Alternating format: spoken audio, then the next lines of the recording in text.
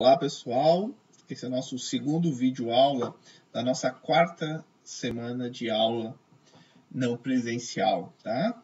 Esse vai ser o segundo e é o último vídeo da semana, tá? Porque o nosso primeiro vídeo sobre forças centrais e mecânica espacial, ele foi o vídeo mais longo que nós tivemos até agora, foi quase 1h30 de vídeo aula.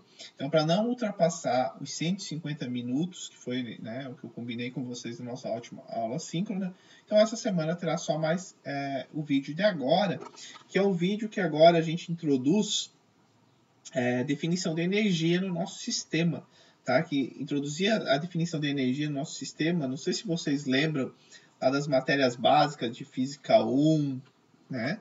Que a gente vê que o bom de trabalhar às vezes com energia no nosso sistema e que energia é o que? Uma grandeza escalar, né? Então toda aquela preocupação com direção, sentido, agora essa preocupação, quando a gente vai para trabalhar em função de energia, essa preocupação ela fica, não precisa ser considerada. Basta você saber se o teu sistema recebeu energia ou se a energia saiu do teu sistema. E aí você torna todos os teus cálculos de maneira algébrica, uma soma simples e não mais uma soma vetorial. Tá certo?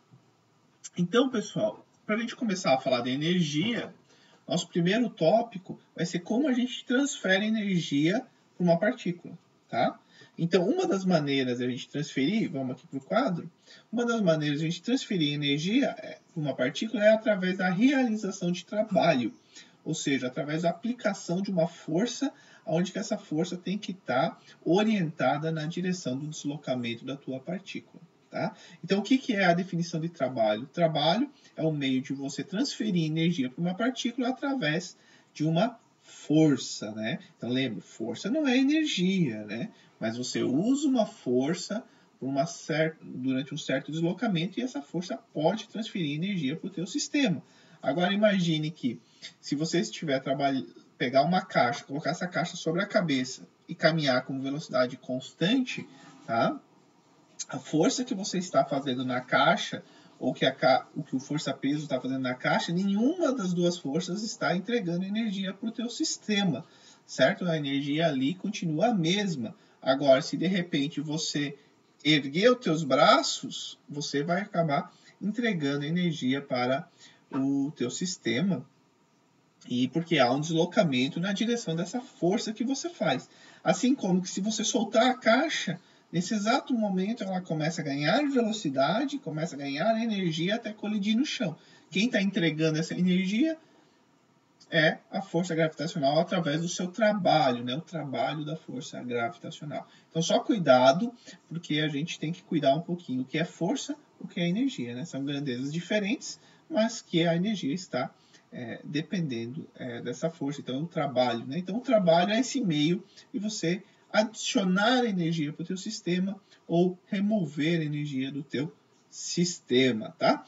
Então, vamos começar o trabalho de uma força. Então, imaginamos que a gente tem uma partícula percorrendo, deixa eu só mudar essa ponta aqui, né? Está um pouquinho grossa demais. Aqui, só vou mudar para cá, né? Vamos imaginar que a gente tem uma partícula, tá? E essa partícula está percorrendo um caminho S, aqui feito em rosa, tá? E eu reparo que eu inicio aqui onde está essa força verde, né? A minha partícula, esse ponto branco, eu inicio a aplicação de uma força F, que está aqui em verde, numa certa direção. E essa força ela é aplicada deste ponto aqui até este ponto aqui. Ou seja, eu começo a aplicar essa força F quando a partícula está a uma distância R do nosso ponto O e continuo aplicando essa força até a partícula chegar a uma distância R' do nosso ponto O. Certo? Bom, essa partícula, observe que ela está fazendo um ângulo θ em relação a esse meu deslocamento. Olhem que o deslocamento dr, que é esse vetor azul que está quase tangente à curva, ele é diferente da trajetória do caminho percorrido ds, que seria este caminho rosa entre os dois pontos aqui. Agora, quando o nosso dr começa a ser muito, muito pequeno, e essa é a nossa situação, o módulo do dr vai ser o próprio ds. né? Essa curva rosa ela começa a se aproximar do dr, e o nosso dr e o nosso ds são iguais, certo? Então, pessoal,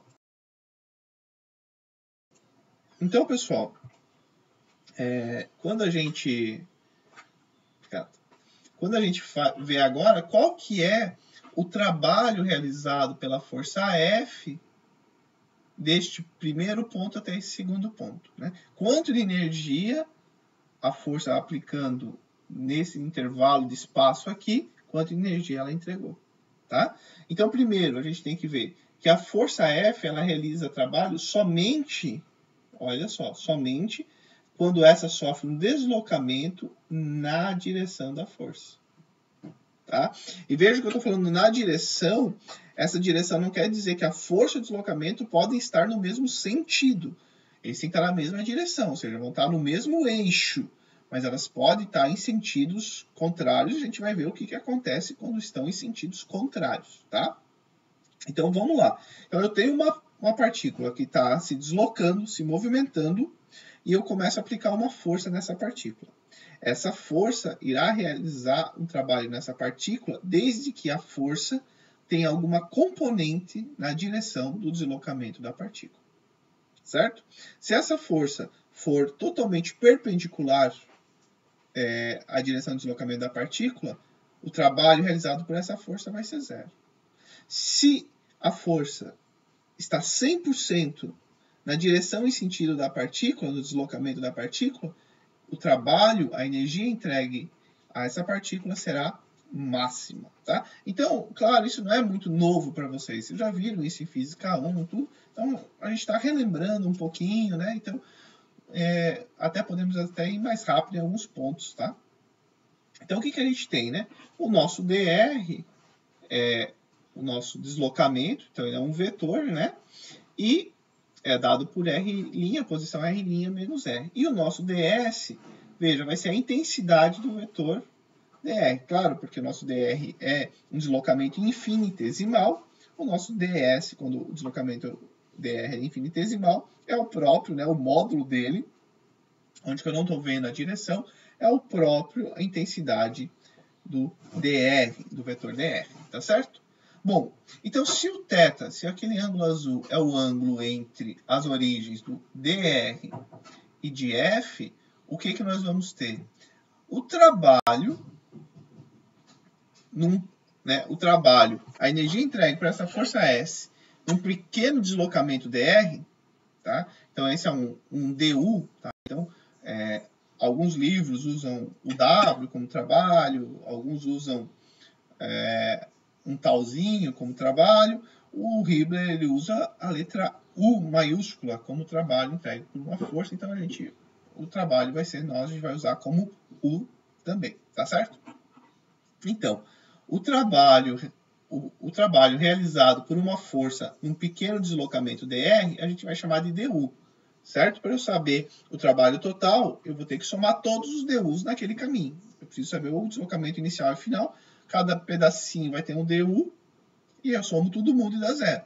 Vejam, mas como a gente está num contínuo, né, a partícula vai ter uma trajetória contínua, essa soma vai ser uma soma inteligente. Não vai ser uma soma no braço, onde eu vou ter que somar 1000 valores, essa soma vai ser através de uma integral, que é uma soma para alguém que é contínuo, certo? Bom, então, essa pequena quantidade de trabalho realizado pela força du vai ser dado, lembram? Isso aqui é um produto escalar. Quem que é o produto escalar? É o módulo do primeiro, o módulo do segundo... desculpem. O produto escalar é o módulo do primeiro, o módulo do segundo, cosseno do ângulo entre eles. Né? Então, até vou escrever aqui, ó, o que eu estou falando, o produto escalar de F com dr é o módulo do primeiro, F, o módulo do segundo, do dr, é o próprio ds, o cosseno do ângulo entre eles. Certo? Vejam. Então, eu posso entender isso de duas maneiras. A primeira é matemática. É isso e ponto e acabou-se. Eu não gosto muito dessa. Eu prefiro da interpretação física. Eu posso dizer o seguinte, olha, eu quero saber o trabalho, a quantidade de energia que foi entregue a essa partícula vai ser a força multiplicado pelo deslocamento na direção da força. Esse é um jeito. Mas o jeito que eu particularmente mais gosto de interpretar é esse segundo jeito aqui. Que essa energia entregue nesse pequeno intervalo de espaço é dado pela componente da força que está na direção do deslocamento. Né? Então, um jeito você decompõe o deslocamento. Um jeito é só matemático. É o módulo de um, o módulo do outro, cosseno dele, acabou, sai um número mágico. Outro jeito diz, não, o que importa é o deslocamento que está na direção da força. Então, eu consigo encontrar o trabalho. Legal. E o segundo modo diz, olha, o que importa é a quantidade, a componente da força que está na direção do deslocamento, que é o F cosseno de θ. Então, eu multiplico isso pelo deslocamento. Os três modos vai dar a mesma resposta, os três modos estão certos. Cada um de vocês, depois vocês me dizem qual modo que vocês acham mais interessante, que mais gostam e se sente mais à vontade, tá? Bom, obviamente que se o trabalho é uma transferência de energia, né, a tua força entrega energia para a tua partícula, a unidade de trabalho é a unidade de energia, que é Newton vezes metro, ou mais conhecido como Joule, né, que é Newton vezes metro é Joule. Tá? Bom, Newton vezes metro está certo, mas eu prefiro que a gente use Joule, porque depois a gente vai ver o momento de uma força, vocês já viram o torque, o momento de uma força também a unidade é Newton vezes metro, o torque é Newton vezes metro, e não pode ser escrito Joule, porque não é energia, é o momento de uma força, é o torque causado por uma força. Então, é legal usar a energia sempre Joule, tá?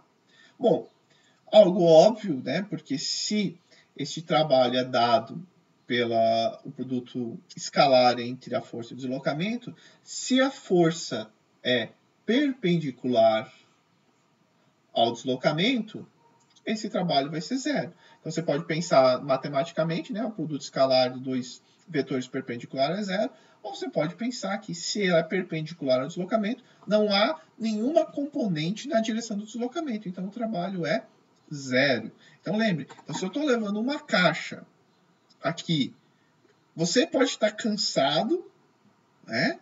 Por quê? Porque você tem que gastar energia para os seus músculos ficarem suportando a caixa. Mas a caixa, se você não mudar a sua velocidade, ela vai continuar sempre com a mesma energia. Ou seja, por mais que você está sentindo fadigado os seus músculos, a caixa não está recebendo energia nenhuma. Então, o trabalho que você está fazendo sobre ela, ao carregar ela com velocidade constante, é zero. Tá certo? Então, a gente tem que pensar nisso. Não a gente está cansando, eu estou fazendo força, e sim se está entregando energia ou não. Tá bom? Bom, e obviamente que se a força é aplicada a um ponto fixo quer dizer que ele não vai mudar de lugar, não vai haver deslocamento do ponto, então o trabalho também é zero. Tá certo? Então, veja, foi um pouco tanto teórico agora, e agora vamos começar a aplicar isso que eu passei para vocês em situações que a gente pode ter. Tá? Então, a primeira situação é o trabalho de uma força variável, tá? Uma força que ela está mudando, ela pode estar mudando a sua direção, pode estar mudando a sua intensidade. Enquanto você faz o deslocamento da tua partícula, ela está variando, tá? Então, por exemplo, nós queremos saber qual é o trabalho entregue por essa força azul, que vai do ponto S1 aqui até o S2. Qual é o trabalho realizado pela força F azul do ponto 1 até o ponto 2? Certo? Bom, vejam, essa força ela pode estar mudando a sua intensidade, assim como ela pode estar mudando esse ângulo θ. Neste momento, ela está com um θ numa direção, mas em qualquer outro momento, esse θ entre o deslocamento e o vetor força podem estar diferentes. Então, o que nós vamos ter? O trabalho, o D trabalho, né, o trabalho infinitesimal, em cada pedacinho pequeno do trecho, é o que nós deduzimos. Vai ser o produto escalar da força naquele trecho, aquele pequeno pedacinho de trecho, vezes escalar, né, o deslocamento naquele pedacinho de trecho. Então, se você pegar um pedacinho de trecho, observem que nós temos que o DU, né, a quantidade de trabalho entregue nesse pedacinho, vai ser a força vezes o ângulo no momento do deslocamento e aquele pequeno pedaço de deslocamento.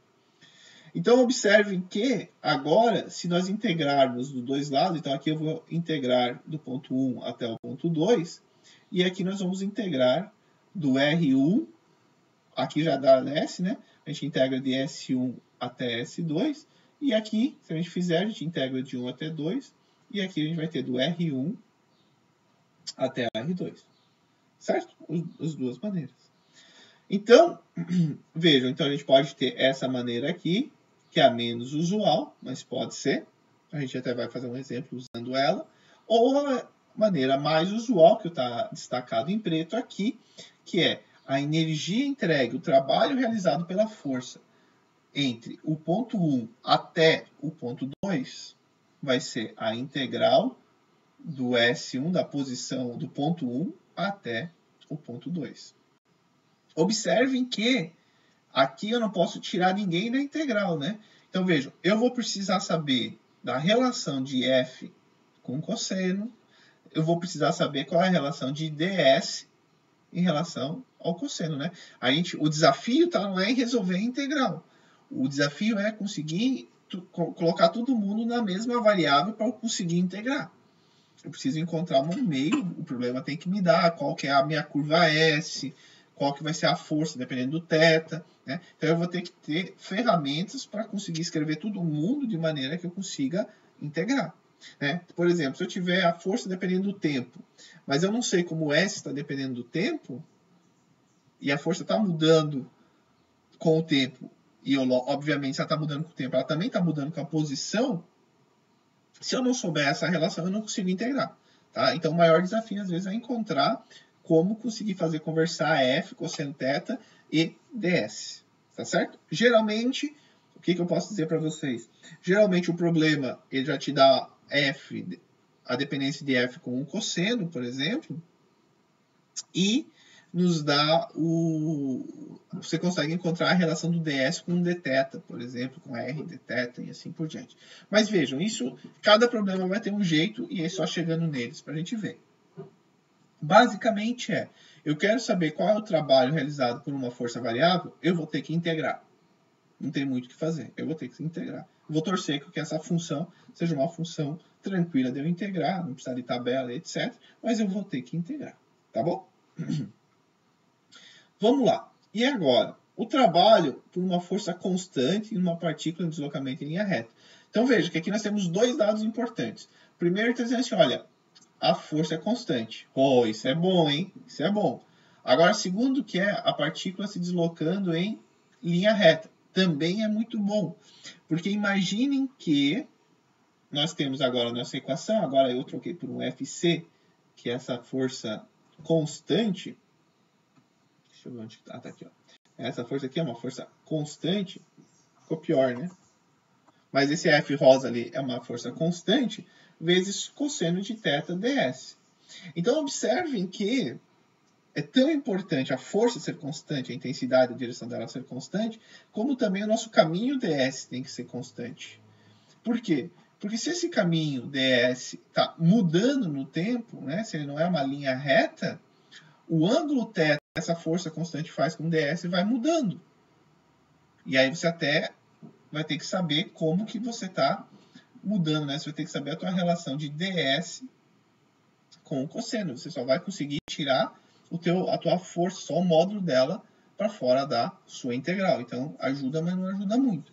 Agora, quando a gente tem uma força constante atuando numa partícula que anda em linha reta, o trabalho entregue por essa força, o trabalho realizado por essa força, pode ser feito diretamente o quê? F cosseno θ, porque ambos vão ser constantes. Em nenhum momento vai mudar essa configuração que vocês estão visualizando aqui, tá? Desde o ponto 1 até o ponto 2. Então, basta eu achar a distância percorrida enquanto essa força é aplicada. E aí nós temos a solução que o trabalho entregue por uma força F, realizado, né, entregue, uma força F, é melhor realizado porque ele pode ser entregue ou retirado, né? Então, o trabalho por uma força F do ponto 1 até o ponto 2 pode ser escrito como a força constante, cosseno θ ou esse ângulo também sempre vai ser constante, o caminho, a distância do ponto 1 até o ponto 2. Tá bom? Simples, né? Essa Acho que não é muita novidade para vocês. Bom, já que falamos de força constante, então vamos lá para uma força constante que é a nossa força peso, tá? Então vamos lá. Eu vou imaginar aqui que minha partícula ela está percorrendo uma trajetória S, que está em amarelo aqui nessa trajetória S, e eu quero saber qual é o trabalho realizado pela força peso do ponto S1 até o ponto S2. E repare que o que eu falei para vocês agora, que essa partícula ela não andou em linha reta, porque se ela tivesse andado em linha reta, se ela tivesse saído, por exemplo, daqui e só subido na direção Y até o valor dela, cairia nessa situação nossa aqui, né? Era só pegar. A força gravitacional não é constante? É constante, é mg, força-peso, né? Vezes o cosseno do ângulo. Qual que era o cosseno? Eles estão sempre na direção, ou é 0 ou é 180, então a gente tem que ver. E o delta y, certo? Mas não é esse nosso caso. Então agora o que a gente vai olhar? Vamos ter que ver com mais calma. De repente a gente consiga a mesma solução, mas vamos ver com mais calma. Então o que a gente tem? O nosso peso, a força peso, ela pode ser escrita como módulo dela, né, intensidade, na direção menos J, né? A força peso sempre na direção menos J. O nosso dr, o nosso pequeno deslocamento dr, quando a gente usa coordenadas cartesianas, vai ser um dx na i, um dy na j e um dz na k, né? Então, observem, aqui está o nosso drzinho. O que nós vamos ter? O trabalho entregue pela força peso, né? Que vai estar aqui, né? Então, essa é a definição de trabalho normal, que nós vamos escrever agora para a nossa força peso, que está aqui. Quem vai ser? Vai ser a nossa força peso, né? Escalar o nosso dr. Quando a gente faz essa multiplicação aqui, observem que J com I, escalar com I, 0. J com J, 1. J com K, 0. Quando a gente faz essa multiplicação escalar, só nos resta a força peso dy. Não é? Só quem resiste a essa multiplicação escalar é dy. Eu sempre digo que a multiplicação escalar é como se fosse um filtro, né? Você quer filtrar uma função vetorial numa direção, basta você multiplicar ela escalar por um vetor unitário nessa direção. Você filtra e só te resta aquela direção, né? Eu acho, é um jeito que eu gosto de ver uma multiplicação escalar, né? Então, observem que agora essa integral ficou simples, tá? Isso daqui é constante, e eu posso tirar aqui da integral, e aí vai ficar só uma integral de y1 até y2 de dy, que nos dá este valor aqui, né? y2 menos y1 a gente chama de delta y. Vejam, aqui tem duas coisas que eu gostaria de discutir com vocês. Olha só. A primeira é o seguinte. Se eu pegar aqui minha calculadora, tá? Se eu pegar minha calculadora e fizer este movimento aqui, certo? Do começo aqui da câmera até o final da câmera, qual foi o trabalho realizado pela força gravitacional? O módulo do... Não, vamos já falar completo. Qual é o trabalho realizado? Primeiro, ela vai daqui até aqui. O trabalho é positivo ou negativo? Bom, eu falando, eu segurando, fica ruim. Mas então eu vou imaginar diferente. Porque daí tem duas forças, vocês podem confundir. Vou voltar aqui. Ao invés de eu levar a calculadora, eu vou lançar a calculadora, certo? Então ela vai... Quando eu lanço a calculadora, vocês não estão vendo meu dedo, essa calculadora ela vai subindo, subindo, até esse ponto aqui. Meus dedos não estão agindo, certo? Aqui ela parou. Pergunto para vocês, quando a calculadora começou a aparecer na câmera, ela tem energia? Ela tem energia, não tem? Por quê? Porque ela tem velocidade, né? E ela vai. O que está acontecendo com a velocidade da câmera à medida que ela vai subindo? Está aumentando, diminuindo ou permanece igual? Lembra, meus dedos não estão aqui. A velocidade da calculadora está diminuindo e a energia dela está diminuindo, até que ela chega aqui com velocidade igual a 0, olhando assim. Esquece a energia potencial gravitacional, esqueça. A gente só está falando da energia cinética da calculadora. Ela é 0. Então alguém tirou a energia dela. Quem tirou a energia dela? O trabalho da força gravitacional. Ou seja, a força gravitacional ela faz um trabalho negativo quando a minha calculadora é lançada daqui debaixo da câmera até essa posição aqui. Agora reparem que assim que a câmera para aqui com velocidade igual a zero, o que acontece? Ela fica no ar flutuando? Não, né? Ela começa a descer. E ela começa a descer, a velocidade dela é constante? Não. Ela começa a aumentar a sua velocidade, Então reparem que alguém agora está entregando energia para ela. Alguém está realizando o trabalho nela. Quem é esse alguém? É a força peso, né? Então o que nós temos? Nós temos, quando a calculadora está subindo aqui, o trabalho realizado pela força peso é negativo. Quando a calculadora está descendo aqui, o trabalho realizado pela força peso vai ser positivo. Vamos ver, a gente não considerou isso para montar a nossa equação. Então, essa nossa equação tem que valer para as duas situações. Voltando para o quadro, olhem só. Quando a minha calculadora está subindo, esse ΔY aqui, o Y2 menos Y1 vai ser positivo, porque a posição do Y final vai ser maior que a posição do Y inicial de onde ela partiu. Então, esse delta aqui é positivo. Agora, quando a minha calculadora está descendo, observe que o Y2, que é o Y final, a posição final, vai ser menor que o Y1, que é a posição inicial. Então, esse delta Y vai ser negativo.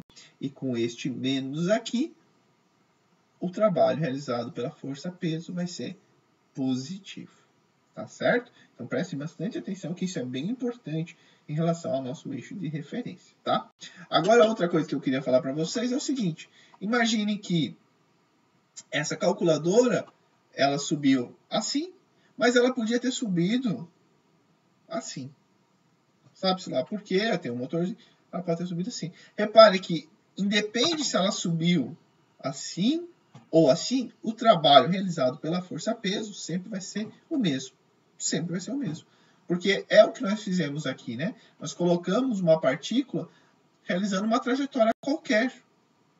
E só nos importa quem? Para o trabalho da força-peso. A variação no eixo Y. Tá bom? A variação no eixo na direção da força. Certo?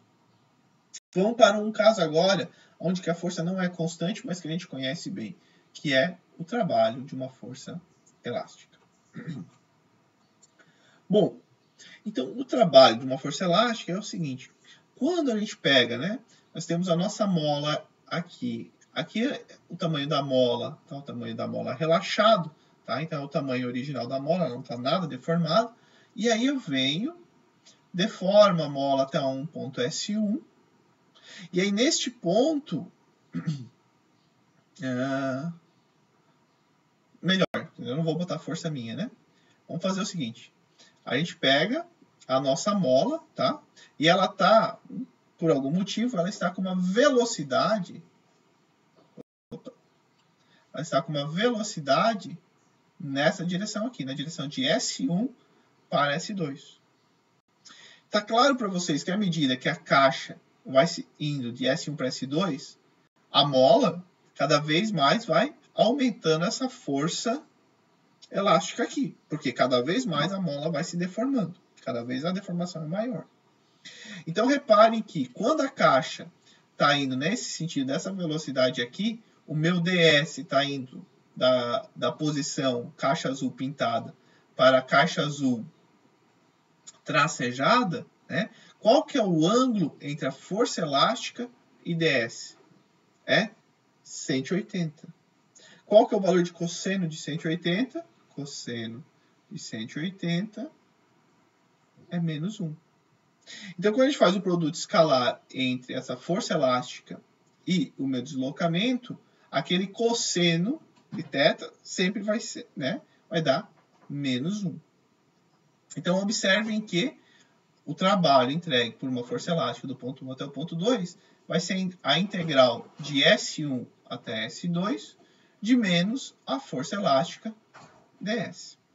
Repare que a força elástica, o módulo dela, é dado por Ks, onde K é a constante elástica, e o S é a deformação que a mola tem.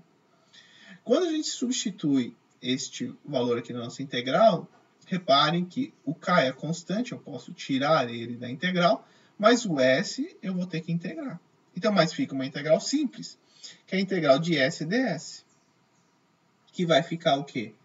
O menos, que já está fora da integral lá, porque é constante, é menos 1, K, S quadrado sobre 2. De um S1 até um S2. O que nós teremos? Que a energia, o trabalho realizado pela força elástica do ponto 1 até o ponto 2 vai ser K dividido por 2. Então, repare que aqui eu troquei, ó. Então, cuidado. S1, S2. Por quê? Porque eu coloquei esse sinal de menos aqui dentro, né? E aí, o que a gente tem? Que o trabalho realizado do ponto 1 até o ponto 2, de K sobre 2, vai ser S1 ao quadrado menos S2 ao quadrado. Tá? Então, só cuidado, que às vezes a pessoa vai lá, pega, está no S1 e está no S2, né? Aí pega essa diferença e leva isso ao quadrado, daí vai dar errado. Então, é o quadrado do S1 menos o valor do quadrado do S2. Então, prestem atenção nessa parte, tá? E aqui também a gente tem algo interessante que a gente tem que ver. Observe que, concordam comigo, que quando, o caso que eu já falei, que quando a velocidade está nesse sentido aqui, cada vez a caixa vai tendo uma velocidade menor, né? Vai tendo uma velocidade menor até que ela chega num ponto onde ela vai parar lá na frente, né? Então, se ela vai parar lá na frente, alguém tirou a energia dela. Alguém realizou um trabalho negativo nela. Quem realiza esse trabalho negativo é a nossa mola, certo? É a força elástica. Agora, reparem quando essa caixa agora ela está voltando, agora a velocidade dela está nesse sentido aqui, ou seja, a caixa está voltando. O que a mola está fazendo? A mola está entregando energia, está realizando um trabalho positivo, porque o ds vai estar agora nesse sentido, no mesmo sentido da força elástica. Será que esta equação aqui vale? Vamos ver. Quando o meu S1, que é a posição inicial, estiver mais longe do ponto de equilíbrio, vamos olhar aqui. Ó. Vamos fazer os dois casos, né? O primeiro caso. No primeiro caso, o S1 está aqui, certo? E o S2 está aqui. Então, S1 ao quadrado menos S2 ao quadrado, isso aqui vai dar negativo, certo? Por quê? Porque o S2 está mais longe do ponto de equilíbrio, é maior. Agora, no segundo caso, o nosso S1 vai ser, aí o nosso segundo caso agora, ele vai partir daqui, então o nosso S1 vai ser aqui e o nosso S2 vai ser aqui, né? Então, o nosso S1 ao quadrado menos S2 ao quadrado no segundo caso, agora vai ser positivo, então entrega energia, né? Então, quando o deslocamento do bloco está no sentido da força elástica, o trabalho que a força elástica faz é positivo.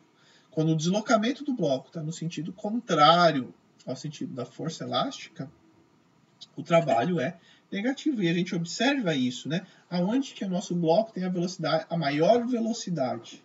Quando passa na posição que a mola está relaxada, né? Depois, quando o nosso bloco passa pela posição que ela está relaxada, ele tem a maior velocidade. E aí a velocidade dele vai diminuindo, diminuindo, diminuindo, até o momento que ele para. Nesse momento, a força elástica tirou toda a energia do teu bloco. Ah, mas energia potencial. Esqueça a energia potencial ainda. Pense só no trabalho. Esse trabalho tirou toda a energia do teu bloco. E aí, de repente, esse bloco começa a voltar. E ele começa a voltar, e começa a ter mais velocidade, até chegar no ponto onde que a mola está relaxada. E ele vai ter ali a maior velocidade. Então, alguém realizou trabalho nele de novo. Quem que fez esse trabalho? A força elástica. Então, se vocês observarem, esse negócio vai ficar infinitamente indo e voltando, e é a tua mola realizando trabalho positivo, realizando trabalho negativo, realizando trabalho positivo, realizando trabalho negativo. Tá certo? Mais para frente, a gente vai ver que para forças conservativas, a gente já pode associar a essa realização de trabalho com uma energia potencial, né? né, que você já deve estar pensando e lembrando lá de Física 1, tá certo? Então vamos lá fazer um exemplo simples, tá? Um exemplo simples, nós temos o quê? A gente tem um bloco com uma massa de 10 kg. Este bloco ele está preso a uma mola, está num plano inclinado, que o plano faz 30 graus com a normal, com a horizontal, tá? A mola tem uma constante elástica de 30 Nm. Existe uma força P de 400 newtons, e essa força P ela está na direção da horizontal, está na horizontal, tá? Então ela está paralela ao teu chão lá horizontal, né? Não da rampa, está paralela a esse chão aqui, tá? E aí a gente quer saber qual que é o trabalho total entregue, né? Qual é o trabalho total realizado na caixa do ponto inicial até um S 2 metros depois do ponto inicial. Então não é que ele quer o S final igual a 2 metros, ele quer um S 2 metros depois do ponto inicial, tá? Então primeiro tomamos nossos dados. O que nós temos? A massa é de 10 quilos, certo? O P, 400 newtons, então a gente tem que saber a direção dele, aqui ó, horizontal, né? O S1, o problema fala que quando ele está no S1, lá na posição inicial, a mola já está deformada 0,5 metros. Então, 0,5 metros é o S1. O S2, ele quer saber, olha, qual é o trabalho total quando o bloco percorreu 2 metros além de onde ele estava. Então, cuidado, o S2 não vai ser 2 metros. Vai ser 2 metros mais 0,5. Tá certo?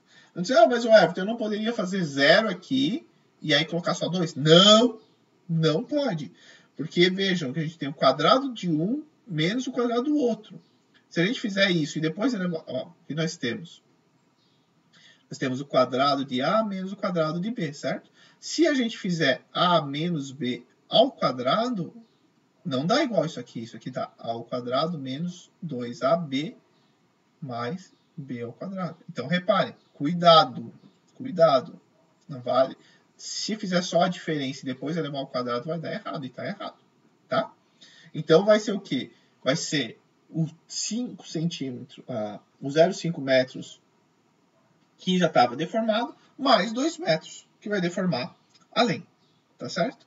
Então, nós temos a deformação final de 2,5 metros e a constante elástica. O que não pode faltar? Diagrama de corpo livre, né? Então, vamos lá, nosso diagrama de corpo livre, né? Quem que é o nosso diagrama de corpo livre? A gente tem que desenhar o nosso bloco com todas as forças. Porque se a gente não desenhar o nosso bloco com todas as forças, a gente pode acabar esquecendo o trabalho de alguma força e assim por diante. Porque no desenho só algumas estão aparecendo.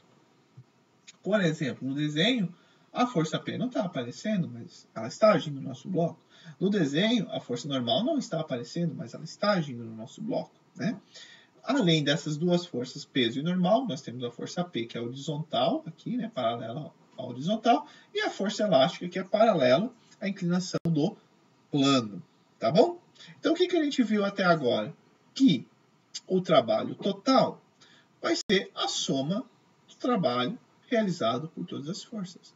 E vejam que maravilha, uma soma algébrica, eu não preciso mais me preocupar com a direção de ninguém e assim por diante. Basta eu somar os valores que eu encontrar. Por quê? Porque é uma grandeza escalar, a gente não está mais falando de grandeza vetorial. Eu só preciso saber se entregou trabalho positivo ou o trabalho é negativo. Só isso, tá? Então, primeiro de tudo, qual é o trabalho da força normal? Já coloquei aqui, 0. 0? Como que o trabalho da força normal é 0?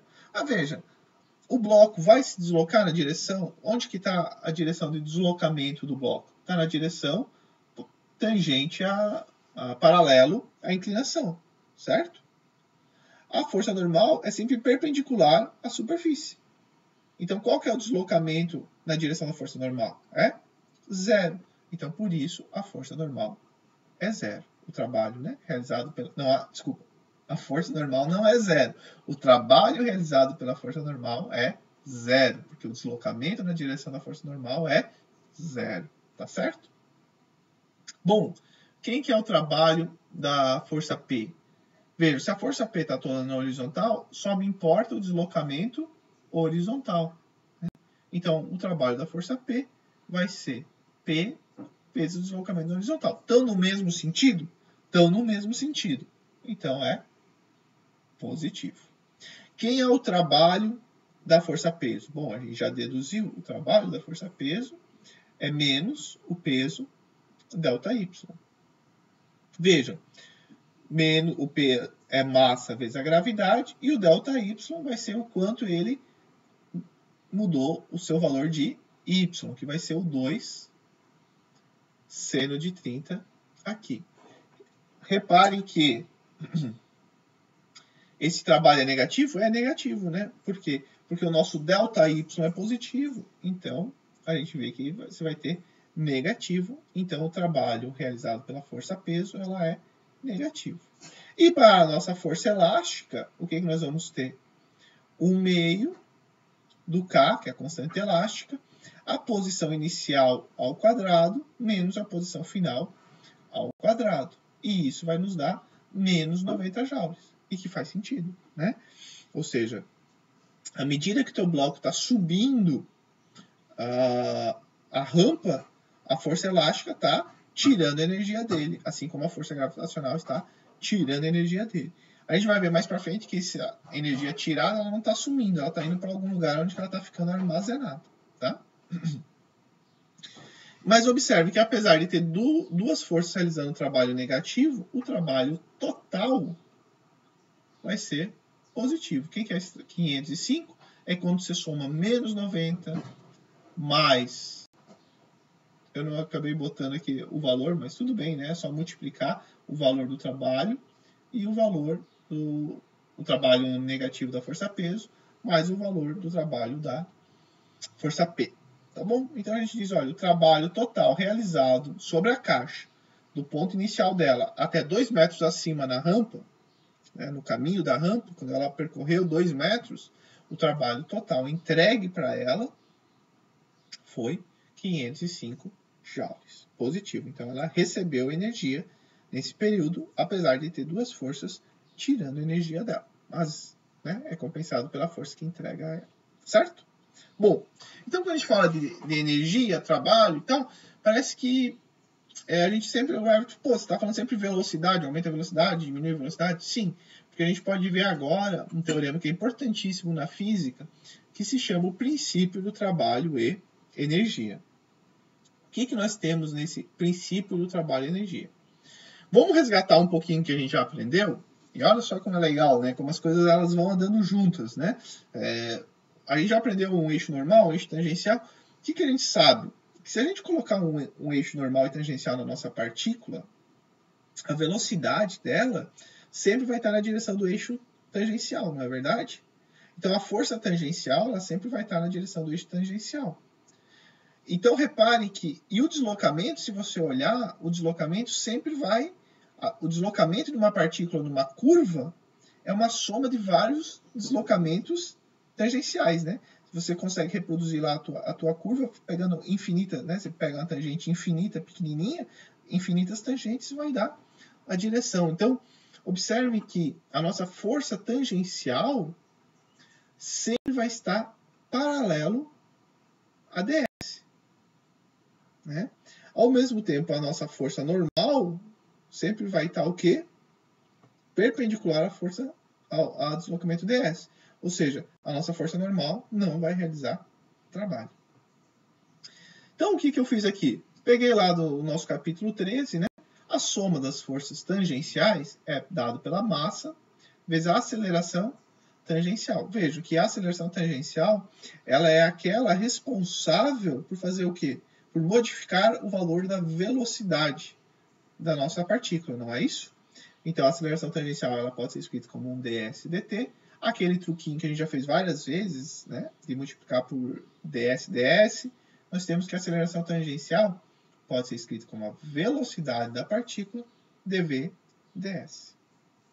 Então, reparem que quando a gente agora reescreve a nossa equação aqui, ó, a soma das forças tangenciais igual a massa vezes v dv ds, eu posso passar o meu ds para o outro lado, como está aqui, ó, o que nós vamos ter? A integral de S1 até S2, o somatório de todas as forças tangenciais, ds, vai ser igual à velocidade 1 até a velocidade 2 de mv dv. E reparem que a integral da soma é a soma das integrais, não é verdade? Então eu posso pegar este somatório aqui e tirar da minha integral.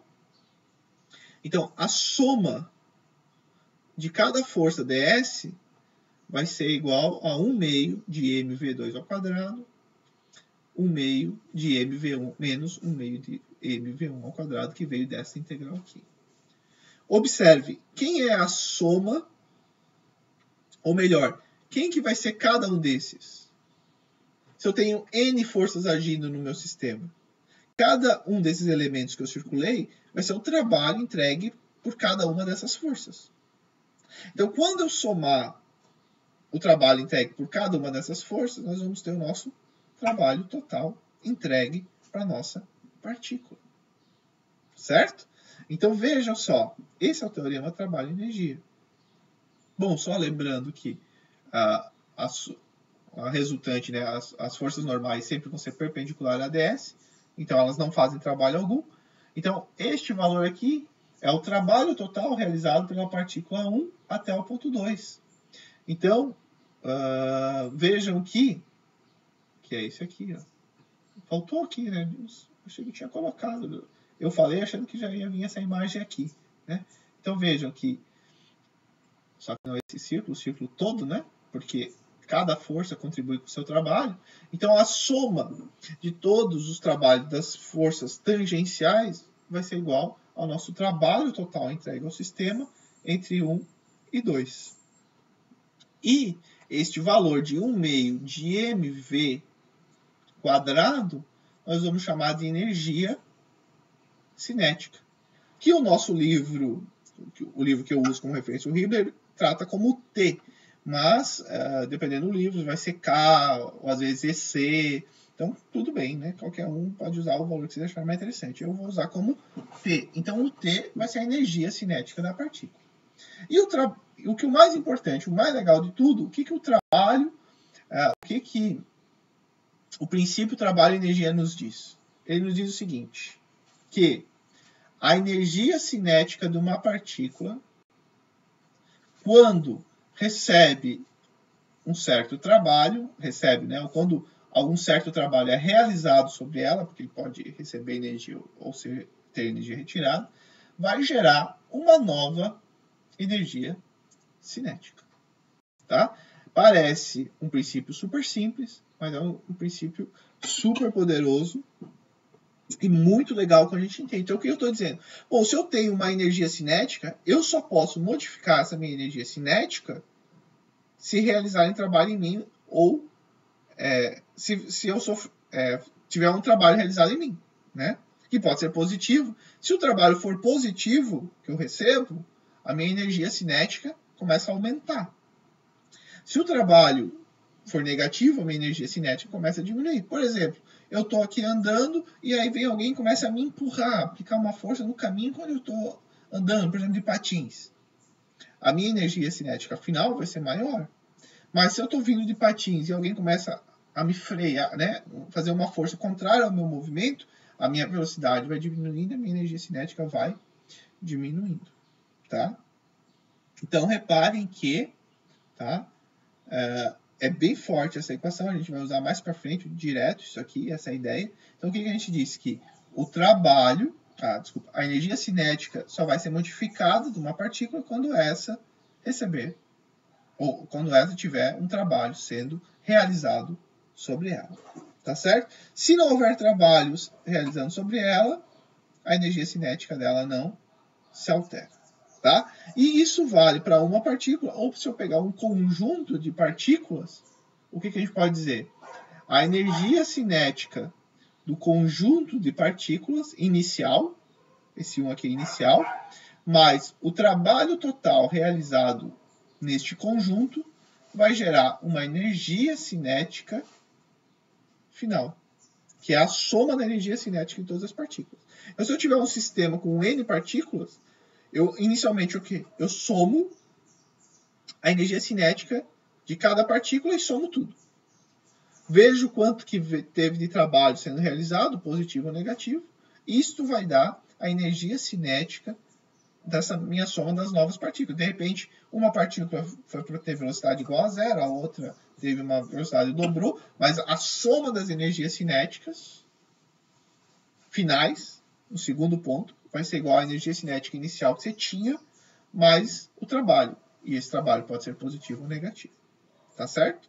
Mais para frente, a gente vai trabalhar com o corpo rígido, e essa ideia é muito importante, porque o corpo rígido ele pode ser um objeto formado por infinitas partículas, mas que estão sempre com a distância entre si fixa. Tá? Então, para a gente finalizar a aula, vamos fazer 2 exemplos, e aí finalizamos a aula sobre trabalho e energia. Tá? Então, o primeiro trabalho, a primeira questão aqui que eu trouxe, tá? É um curto período, né? Por um pequeno intervalo de tempo, o nosso guindaste está erguendo essa viga e a força que o cabo está exercendo aqui na viga é dada por 28 mais 10 na 3. Observem esse 10 na 3 aqui, é porque ele fala que a força está dando em kN. Então, para deixar tudo certinho, eu botei aqui 10 na 3.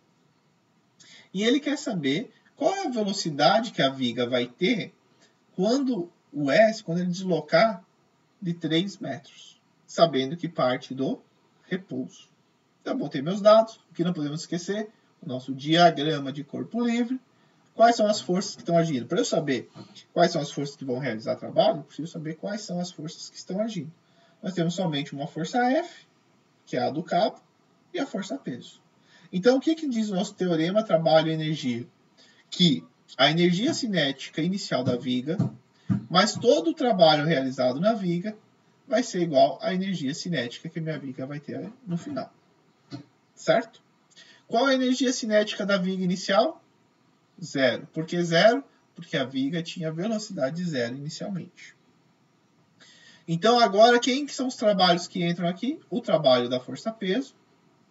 Só botei a nossa equação. E o trabalho da nossa força F, que é um trabalho que não é constante, certo? Só que, observem que eu já coloquei um sinal mais aqui, sem vocês perceberem. Né? Por quê? Porque a viga, ele diz, ela está sendo içada, né? Que ela está sendo erguida aqui, né? Por 3 metros. Então, se ela está sendo erguida, o deslocamento ds dela está para cá. Como a força está para cá, então fica positivo. Perfeito? Se a guia estivesse sendo descida, aí a força e o ds estariam em sentidos contrários, e aí não podia ser negativo, e aí seria negativo. Tá? Tudo isso vai ser igual a 1/2 da massa da viga vezes a velocidade que a viga vai ter a 3 metros acima ao quadrado. Aqui basta substituir, né, mgs, por que s? Porque eu coloquei o y0 aonde, na altura que a viga estava, e aí depois eu quero saber quando ela vai estar 3 metros acima. Né? Então lá quando ela está com velocidade igual a 0, eu disse que lá é o y0. Então o y final é 3 metros. Mas aqui é a integral, né, simples, né, 28s, e aqui fica 3s ao quadrado, a integral fica s ao cubo. Tudo isso de 0 a 3 metros. Veja que eu coloquei aqui o 10 na 3, que é constante, então já tirei da integral. Bom, e agora virou matemática, né? A gente imaginava que esse trabalho feito pela força-peso seria negativo.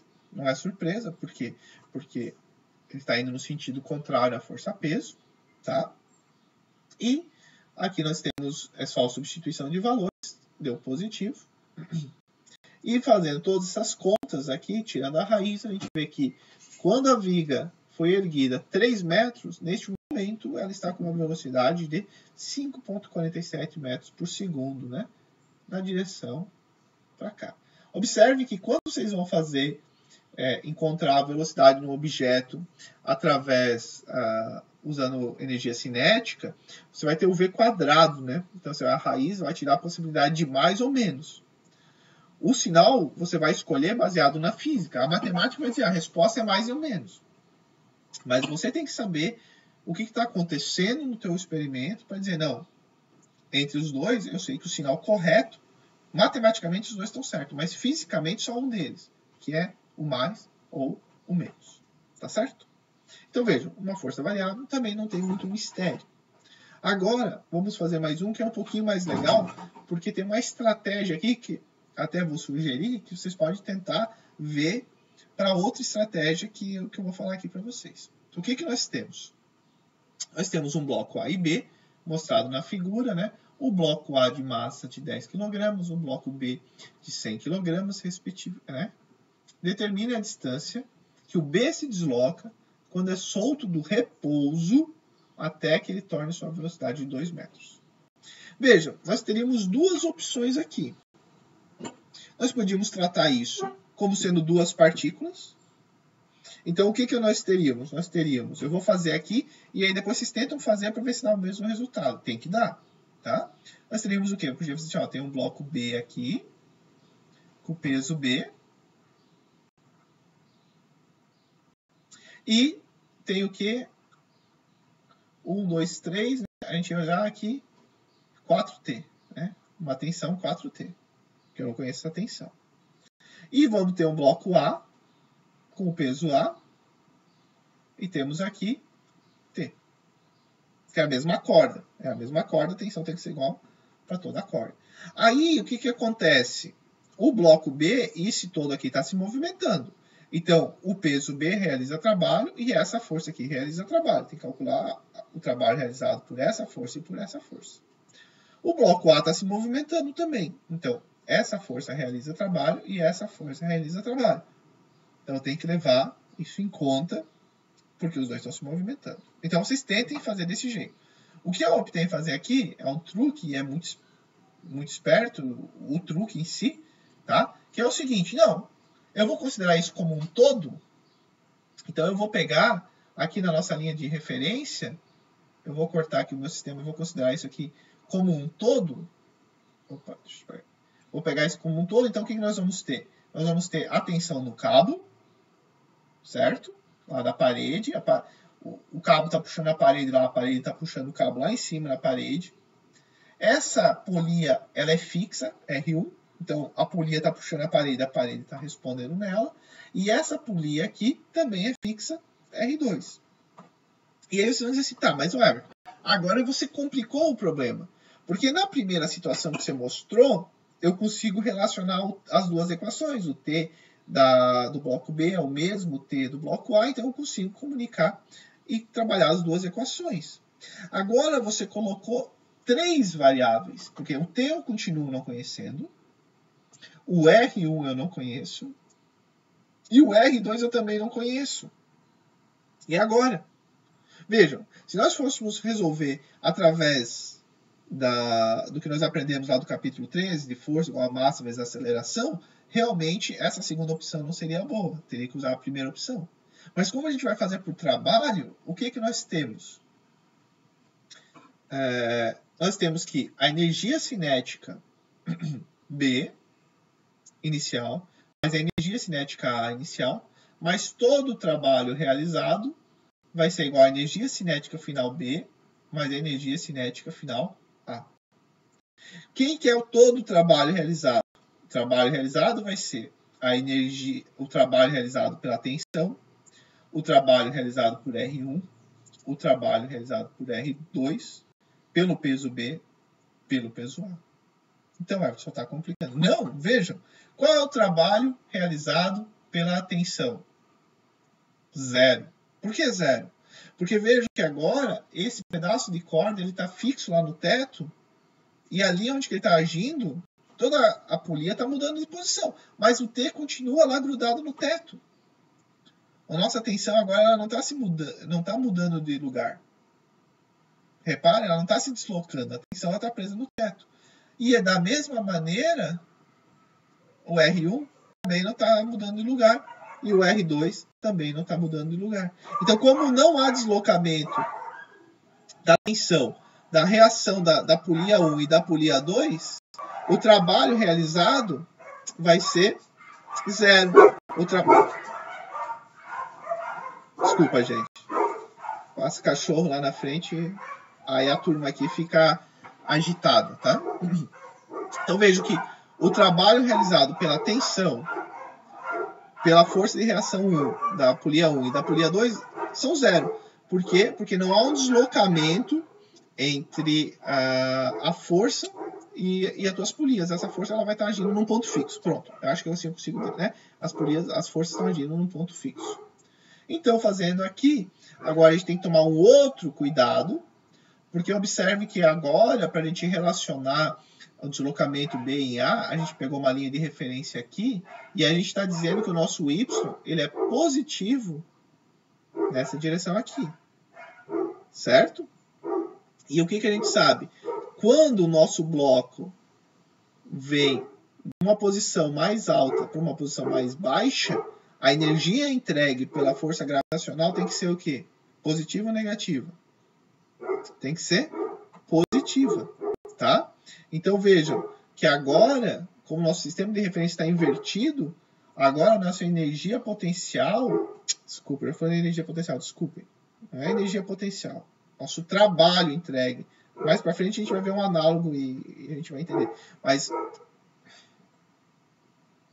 Truby está querendo incomodar agora, né? Tá, vamos finalizar aqui. Então o trabalho entregue pela força peso, agora eu vou ter que mudar o sinalzinho da equação. Por que eu tenho que mudar aqui e não ser menos como era? Porque mudou a direção do eixo.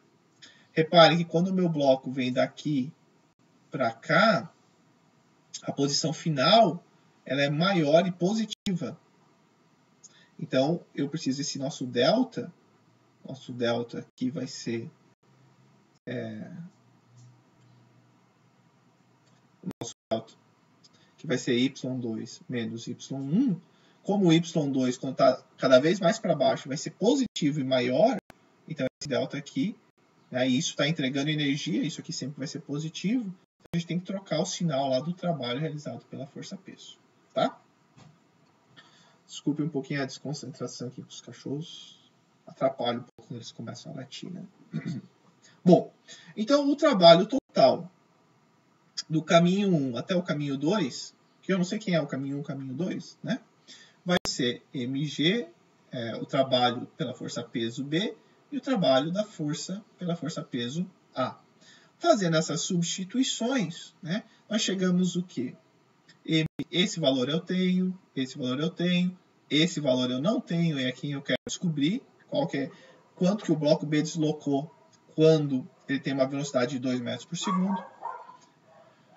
Este valor aqui eu tenho, não tenho, tenho, que é, ou seja, eu quero saber quanto deslocou quando ele está com uma velocidade de 2 metros por segundo. Este valor aqui nós temos, e a velocidade A nós não temos. Mas então o que a gente precisa agora para resolver? A gente precisa relacionar o deslocamento de B com o deslocamento de A, e a velocidade de B com a velocidade de A. Tá? Como a gente faz isso? A gente faz isso como nós aprendemos, pegando a nossa corda e vendo o tamanho dela e assim por diante. Então, o que nós temos?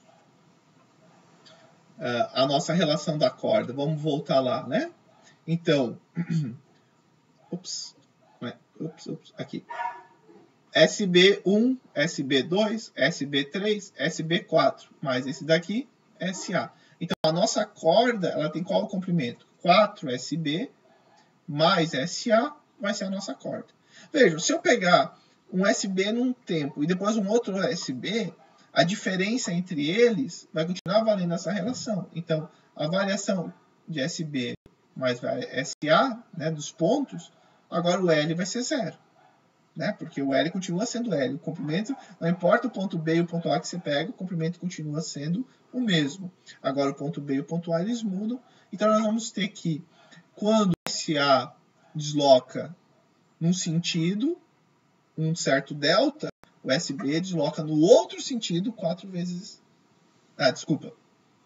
Quando o SB desloca num sentido, um certo delta SB, um valor delta, o SA desloca no outro sentido 4 vezes este valor. E também vale para a velocidade. Então, a velocidade... Opa, eu coloquei SA, né? Meu Deus. VA. Apaguei o errado aqui. VB, né? Então, a velocidade A sempre vai ser 4 vezes a velocidade B no sentido contrário. Então, agora, substituindo todos esses valores, né? Então, o que nós temos aqui? Aqui era o nosso ΔSA, então substituir com o sinal, né? O ΔB, e assim por diante. Aqui ó, veio o menos 8, mais ao quadrado.